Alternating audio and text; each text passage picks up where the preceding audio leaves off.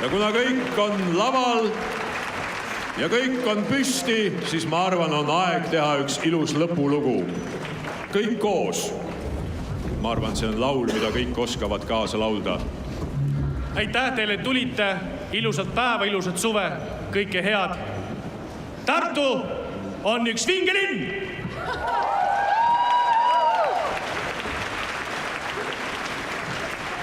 Ja lõpuloona kõlab Raimond Valgre, Ernst Johansoni Tartu marss, seade Tõnis Kõrvits.